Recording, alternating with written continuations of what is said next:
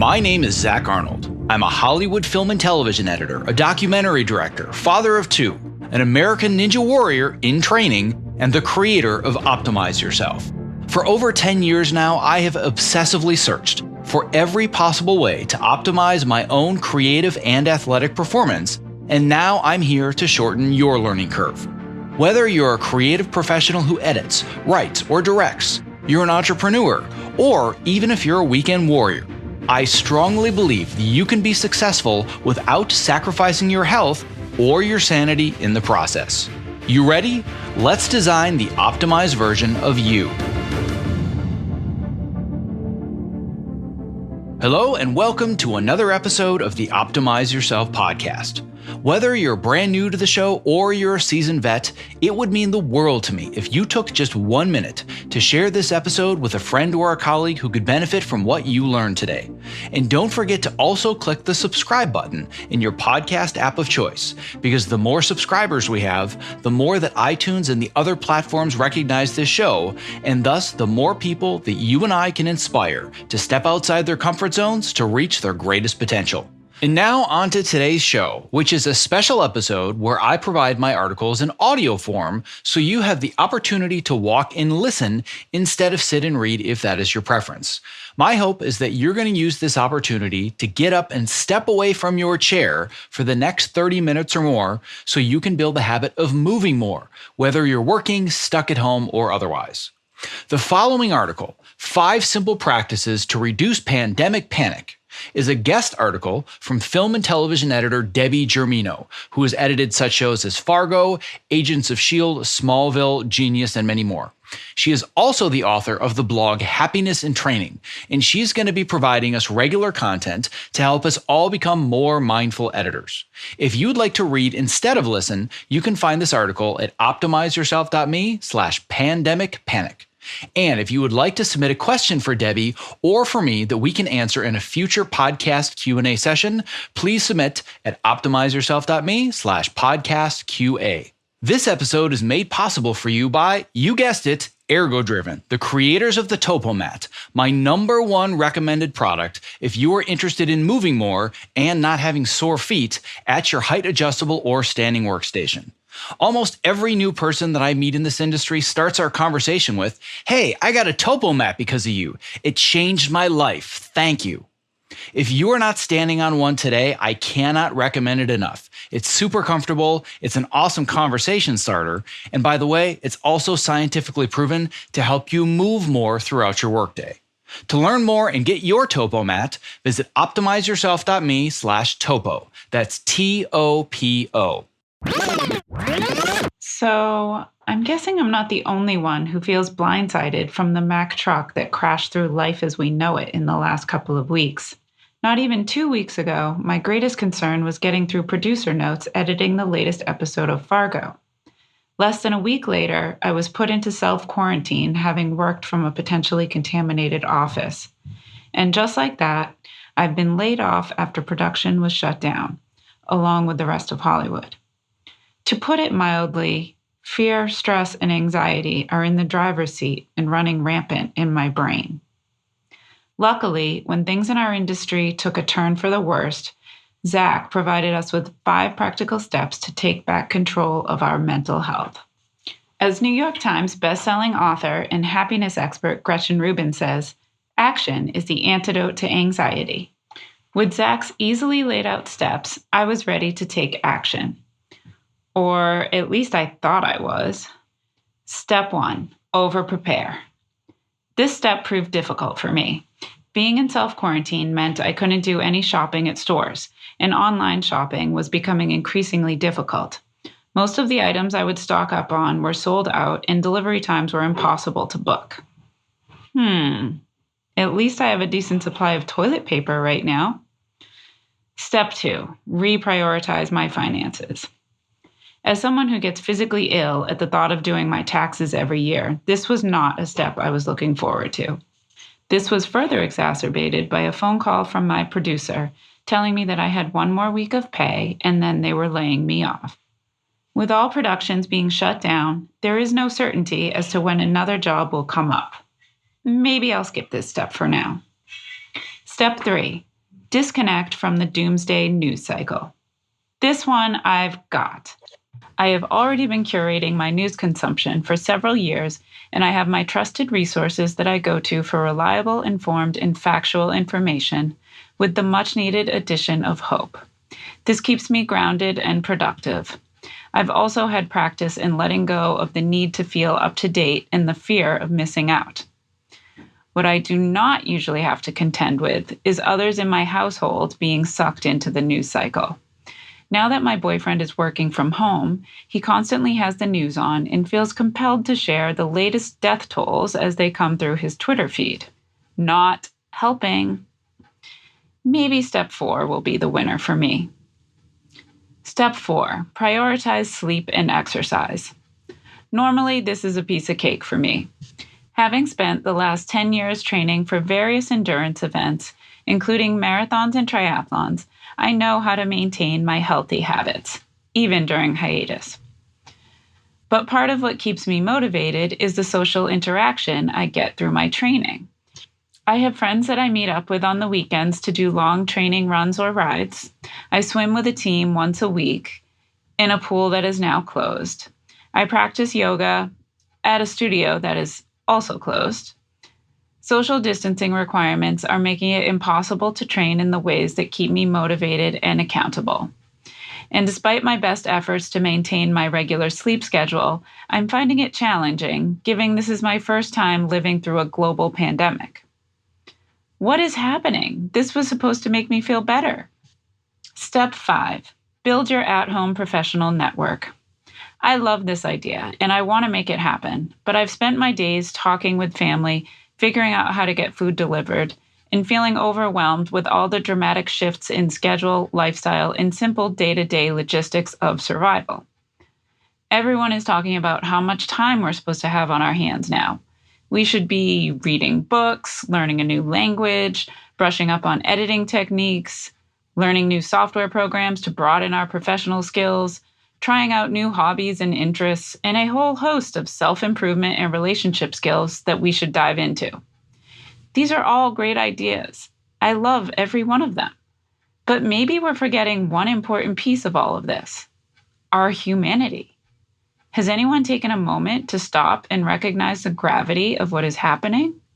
Has anyone taken a moment to process all the feelings and emotions that are being churned up amidst this crisis? Has anyone acknowledged the fear, loss of control, instability, and complete paradigm shift that is occurring literally minute by minute? We're treating ourselves like robots. We're acting as if all we need to do is reprogram ourselves with a new set of rules and conditions, and the new order should resume without a hitch. Rebooting and reprogramming may work for robots, but that does not work for human beings. As Americans, we are wired to overcome, conquer, and achieve. We don't want anyone or anything to stand in our way. So we have quickly reacted to this crisis by taking charge and shifting into a new version of overdoing, overachieving, and overreaching. Charging forward with new orders may seem necessary to maintain some semblance of status quo, but all it is really doing is grasping for control of situations we have no control over. Until we can acknowledge our humanity among this dramatic shift of life as we know it, we will continue to falter and struggle regardless of how many different ways we have to occupy our time. If, like me, you find yourself anxious and unable to focus on productive work, here are 5 practices I have learned from 10 years of mindfulness training that will help you better acknowledge your feelings, face your fears, develop acceptance of our new reality, as well as build resilience to weather the greatest challenge of our lifetimes. 1. Acknowledge that anxiety is helpful. First, it's important to acknowledge that anxiety serves a purpose. It increases our performance and it motivates us to take action. It's appropriate to feel anxious right now. But there is a tipping point in anxiety when it overloads the brain and we go into fight or flight. So how do you know if your anxiety level is healthy or pushed beyond the limits? Some classic signs are having trouble sleeping, not eating enough or eating too much, also known as stress eating, feeling edgy and irritable, having a short temper. It's probably safe to say most of us can check off one or all of these boxes right now. And you may have your own telltale signs that occur when you are overstressed and anxious. Tune into those signals and try to catch them before they hit the red zone. Remember that these signals have a right to be there. They are trying to protect us from danger. One important step to take after recognizing the anxiety is simply to say, "Thank you for trying to take care of me." Mindfulness teacher and psychologist Tara Brach uses this as part of her RAIN practice as a way to nurture the feelings rather than pushing them away or judging them. It might sound trivial, but this is a key step towards acceptance. I have a tendency to be critical of myself when anxiety triggers a craving for comfort foods. By taking a moment to recognize and express gratitude for my body's need to keep me safe, I redirect that harsh criticism into something more wholesome and healing. Work with your own stress signals and patterns around anxiety. Notice where you feel it in your body. What feels tight, clenched, or stuck? What habits are you falling into for self-soothing, pushing away, or avoiding? Once you recognize these feelings and habits, show gratitude and compassion for them. No need to add resistance or increase the stress by inflicting self-punishment and criticism. As you begin this practice, you might notice it's challenging just to remember to do it. I often get halfway through the day before I've realized that my upper back is clenched or that I've just devoured half a jar of almond butter because I'm in need of comfort. To remind myself to stay present, I will often set a timer throughout the day to check in with my body and state of mind. Every hour or so, I do a quick body scan and assess my state of mind. This is a way to bring the mind back to a more wholesome state and acknowledge the presence of the anxiety before I get identified with it and lost in the story. This leads me to my next practice that can help you dig a little deeper into the negative stories we create and the habits of mind that consume us. 2. Take notes to reduce overwhelm and increase awareness. Taking notes is an effective way to keep my spinning mind under control. I have found that writing down patterns and habits makes me more aware of them in the moment when they arise. It's like when you buy a new car and suddenly you notice how many people have that same car. You didn't notice before you bought the car because your brain wasn't keyed into it. But then all of a sudden, you think that the car you just bought is everywhere. Scientists call this the frequency illusion. The more notes you take of your current thoughts and behaviors, the more you will become aware of your negative thought patterns. Taking notes, keeping a journal, or doing free-form writing can also be a therapeutic way to release your negative feelings and emotions. It can uncover trigger points or sources of trauma that may be affecting your behavior unconsciously. Putting them down on paper reduces anxiety and clears the mind. Another practical benefit to taking notes is using it to stay on top of your health. Note any changes in how you feel or symptoms that arise. Doing so can provide insight into where or when you may have contracted something. It can also be nice to keep a record of events for accuracy and posterity in the future. How to. Taking notes or journaling can be done digitally or the old-fashioned way with pen and paper. The best option is the one that you actually do consistently. Take the path of least resistance and be flexible. Allow yourself to explore what works best for you. I like to use Evernote, where I can create notebooks and organize notes by category and tags for easy reference later. But I also write a daily gratitude journal that I keep by my bed and handwrite with a pen every night. Gretchen Rubin is an advocate of the one-sentence journal, which can be a simple, easy way to begin a journaling habit. For more detail on creating this habit, check out my article, How Note-Taking Will Make You Better at Life, on medium.com. 3. Calm the body and mind with simple yoga poses. Whether you are a seasoned yogi or have never practiced yoga in your life, there are some simple poses that anyone can do to release emotions, relieve stress, and boost the immune system. For every feeling we experience, there is a corresponding response in the body. We may not recognize it or associate it at the time, but it is happening nonetheless. I still remember the yoga class I went to after my dog died many years ago. The class was focused on hip openers, which releases a lot of emotions. When we got to the final meditation at the end of class, I felt tears streaming down my face. I hadn't been able to release those tears before coming to class, but moving the energy through my hips provided the necessary release for my grief and loss. I felt safe and supported enough to finally let the emotions go. The following simple yoga poses fall under the category of restorative yoga. This is a form of yoga that uses props to support the body in different shapes. Poses are held for 5 to 10 minutes. It balances the nervous system, increases immunity and flexibility, and reduces stress. What I like most about restorative yoga is that it provides a gateway to meditation.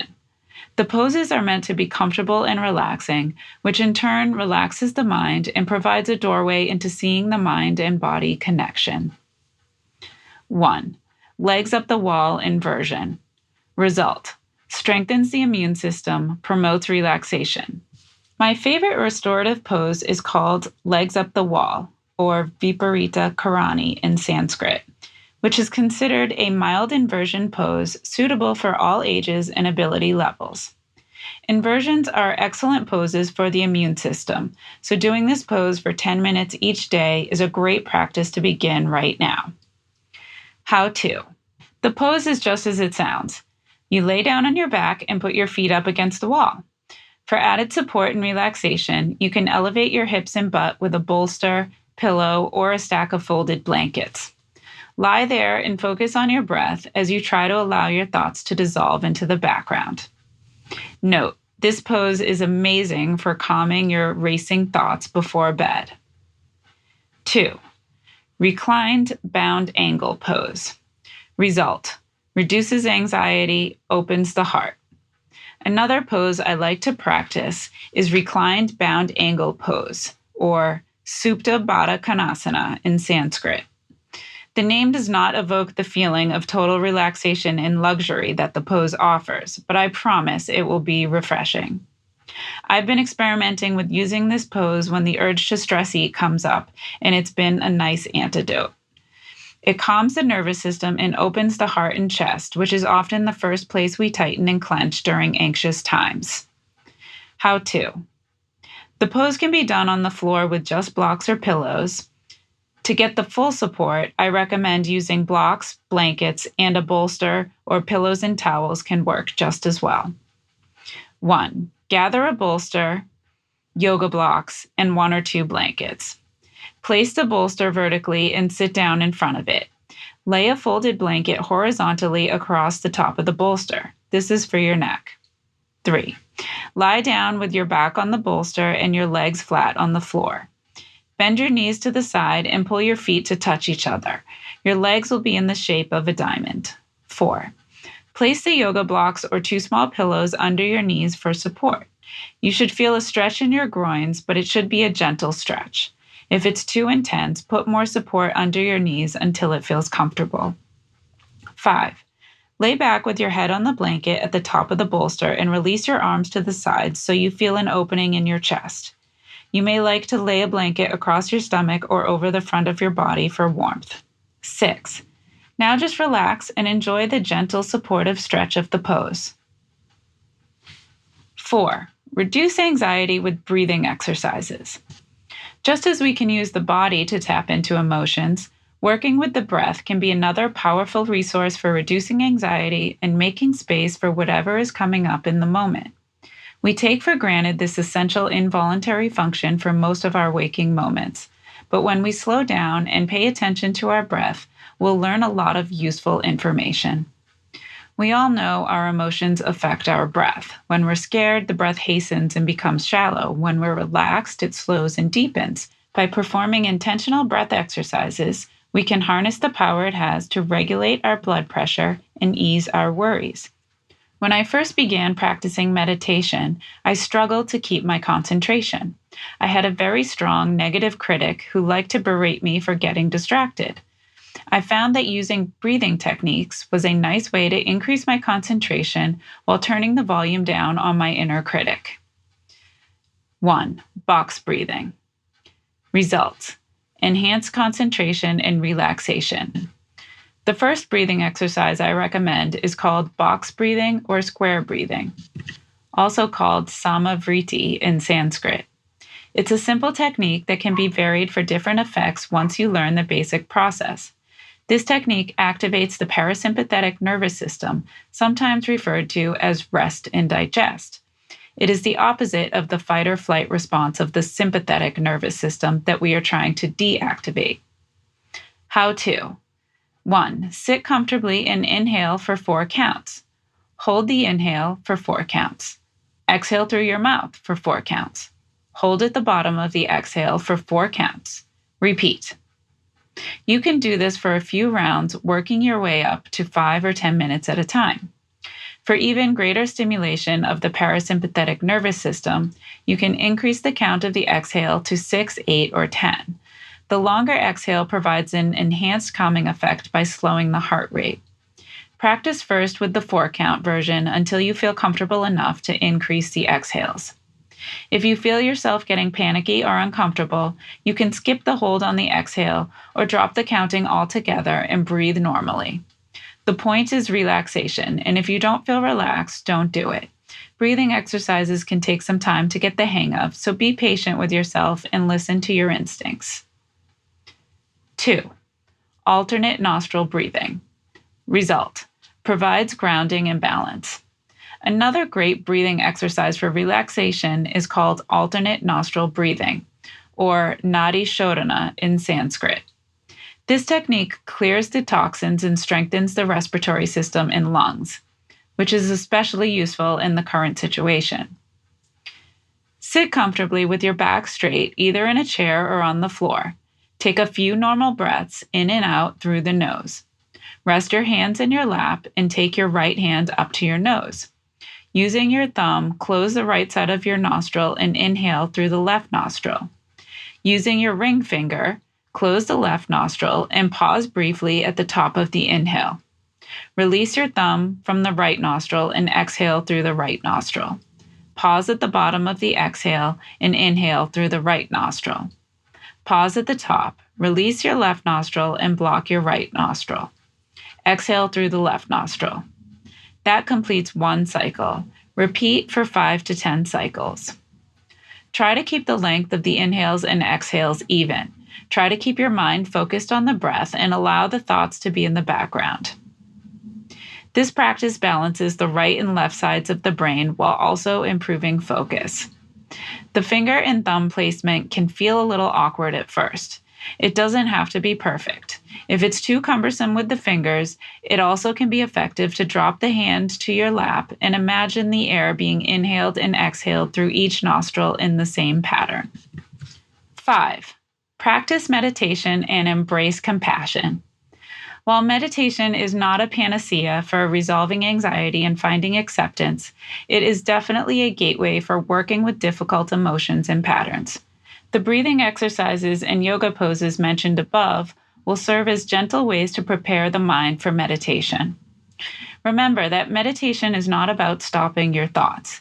That is a misconception that hinders a lot of people from beginning or continuing a practice. They feel like they are failing because they can't stop their thoughts from happening. The aim in meditation is to bring awareness to your thoughts so you can notice how they affect you, thus enabling you to be less yanked around by them.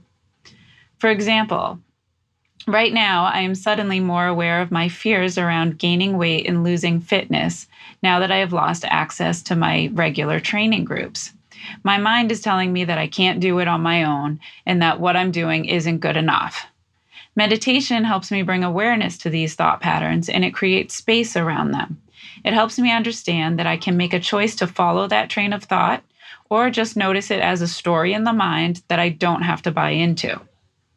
I use the following meditation practice anytime I'm getting caught up in my inner critic to help increase self-compassion. Loving kindness meditation. Result: increases self-compassion and concentration. In mindfulness meditation, along with bringing awareness to the body and mind, another crucial component of the practice is compassion. We want to bring our awareness in a non-judgmental way. We are not trying to be critical of our thoughts or the things we notice. We are observing with a sense of friendliness. To help cultivate this friendliness and compassion, try the following practice for a few minutes every day, or anytime your negative critic comes up. How to. Loving kindness meditation, or metta in the Pali language, consists of the silent repetition of phrases. First, the phrases are directed at yourself. Then you choose a benefactor or someone you look up to, followed by a friend, a neutral person, and a difficult person. You end the meditation with directing the phrases to all beings everywhere. The phrases are as follows. May I be safe. May I be happy. May I be healthy. May I be at peace. After a few minutes of cultivating loving kindness towards yourself, you can move on to the benefactor, then continue down the list. Use the same phrases, just changing the I to you and holding that person in your mind as you repeat the phrases silently in your head. The idea is to incline the mind toward compassion. It's okay if you don't feel anything especially compassionate or loving while doing this practice. You may not feel anything at all, or you may feel a lot of different emotions coming up. That's okay. Remember, this is not about judgment. This is a concentration practice.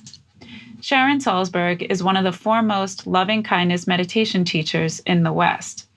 She is quoted on mindful.org about why the intention and not the feeling is the important part of the practice. She says, quote, "What's important is to do it, is to form that intention in the mind because we're uniting the power of loving kindness and the power of intention, and that is what will produce the effect of that free flow of loving kindness." End quote. Sharon offers a free guided loving kindness meditation on the Insight Timer app that is a nice introduction into the practice. Once you begin a practice, the versatility of it becomes endless. I like to use it while I'm walking, and I direct the phrases at the people as I walk by them. Another practical way I've adopted the practice is reciting the phrases while washing my hands for 20 seconds, 100 times a day now. The more often we repeat it throughout the day, the more we are watering those seeds of intention. This is a flexible practice. You don't have to go through the whole list of people each time. You can focus on just yourself for the entire practice, or maybe you choose just yourself and someone else who is really struggling right now. Do what feels appropriate and meaningful in the moment. Additional practices.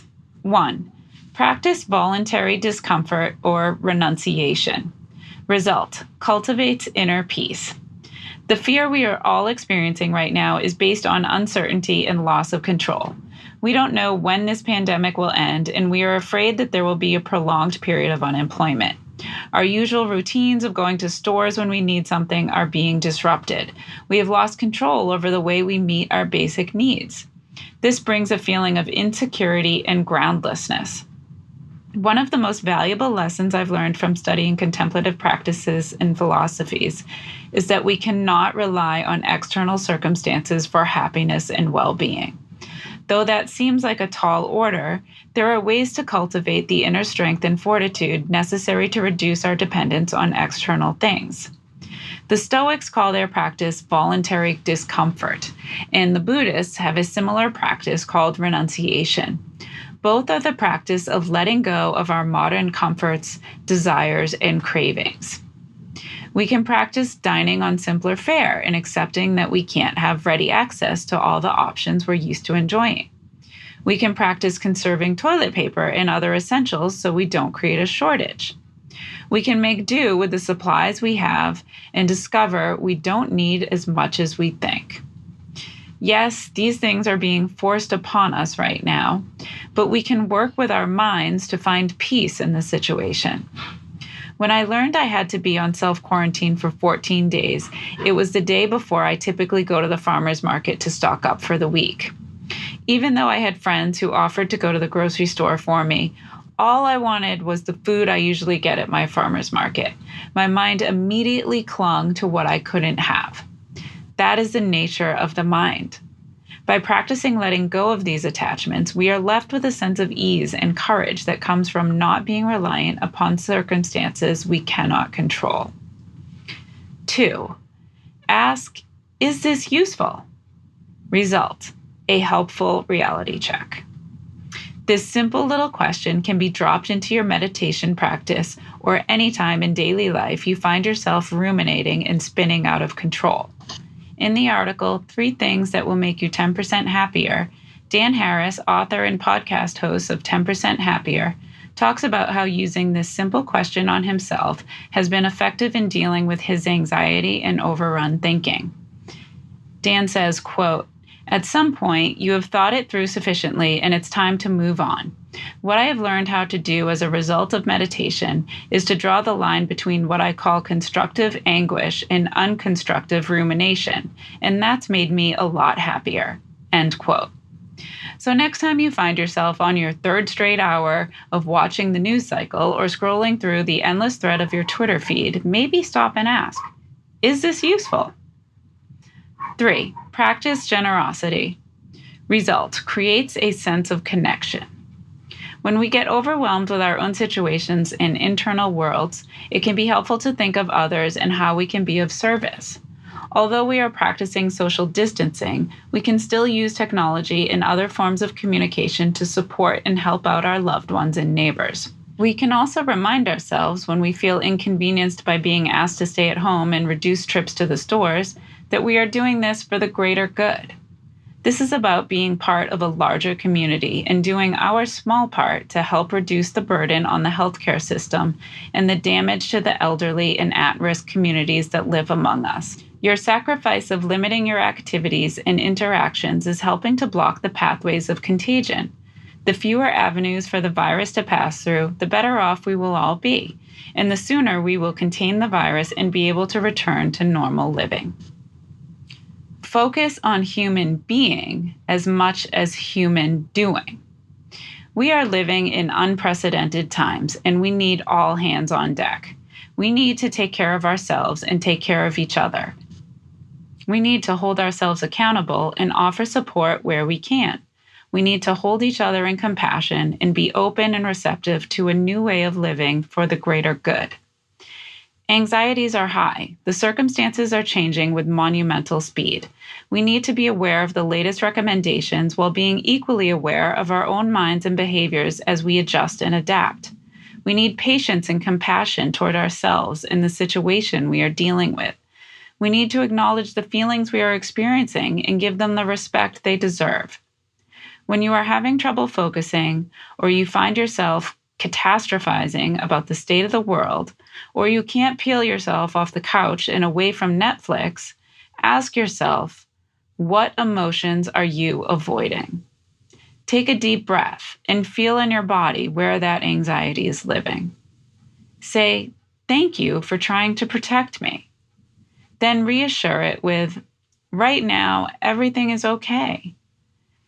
These simple practices, 1, acknowledging that anxiety is helpful, 2, taking notes to reduce overwhelm, 3, calming the body and mind with simple yoga poses, 4, reducing anxiety with breathing exercises, and 5, practicing meditation and embracing compassion will help you cultivate a deeper sense of inner awareness. They will create resilience and inner peace to make you a valuable and enduring presence so you can weather any storm that arises. Be well and be mindful.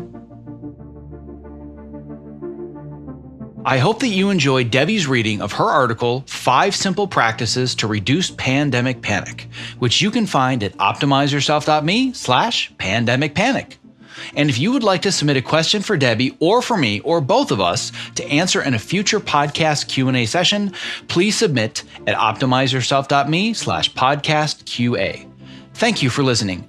Be safe, keep moving, stay healthy, and be well. This episode was made possible for you by, you guessed it, Ergo-Driven, the creators of the Topomat, my #1 recommended product if you are interested in moving more and not having sore feet at your height adjustable or standing workstation. Almost every new person that I meet in this industry starts our conversation with, "Hey, I got a Topomat because of you. It's changed my life. Thank you." Listen, standing desks are only great if you're actually standing well. Otherwise, you are just fighting fatigue and chronic pain. Not like any other anti-fatigue mat, the Topo is scientifically proven to help you move more throughout your day, which helps reduce discomfort and also increases your focus and your productivity. I'm literally standing on one as I read this, and I don't go to a single job without it. And if you're smaller and concerned the Topo mat might be too big, or you simply don't have the floor space, well, there's a Topo Mini for that. To learn more, visit optimizeyourself.me/topo. That's TOPO.